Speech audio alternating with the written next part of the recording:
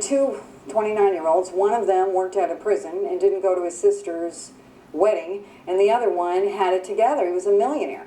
So he was advised by the family attorney to trump up his life insurance because the Zeigler family had just purchased a brand new apartment complex. And if anything happened and anybody died, then they would have to sell off some property to make up for the capital gains tax. So any decent lawyer, when you're redoing your information in your will, is going to advise you to do the right thing. And Tommy's business lawyer testified that it was his idea to tell Tommy to trump up his life insurance. And so he did. And so that was used as the motive, that a millionaire that's 29 years old, businessman that had no priors, no arrests, was going to kill his wife on Christmas Eve in the furniture store. They have had the furniture store, the Zeigler furniture business, for 39 years, but he's going to pick that night to bring his wife to the store, and he's also going to murder her parents, and he's going to murder this other supposed customer that was just there to get a colored TV. I thought, this is nuts. So all of a sudden, it all broke loose, thank God. And I got a telephone call, and it was from law enforcement in Georgia, Sylvester, Georgia. I couldn't believe it. This man was a deputy sheriff, and he asked me, so Deputy Sheriff Gene Jones got in touch with me. He was from Sylvester, Georgia, and he asked me, you know, are you looking into the Zeigler murders? And I don't want to mess you up or anything. And I said, I'm trying to figure out who this other white guy is. I know it's not Tommy Zeigler, but I can't think of who, you know, I don't know exactly who it is. He said, well, I've got some news for you.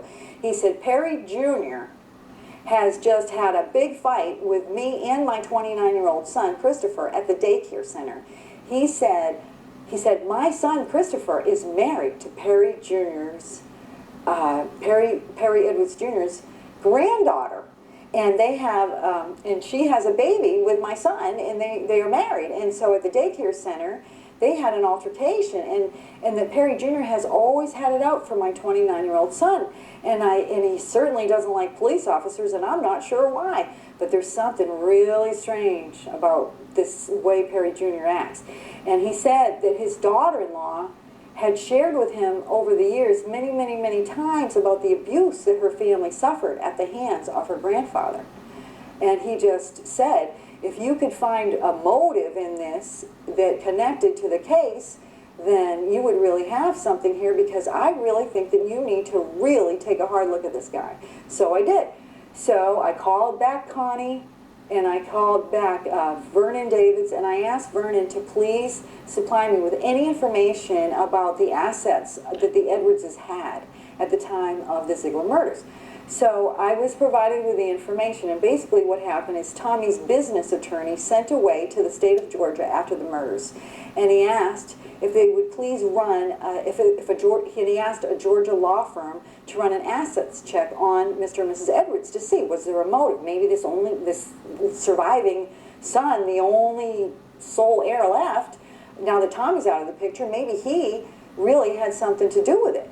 So, so I ended up finding out that there was an error when this law firm in Georgia was asked to check for the Edwards' assets, and they said they had one small house, one small boat, and one car.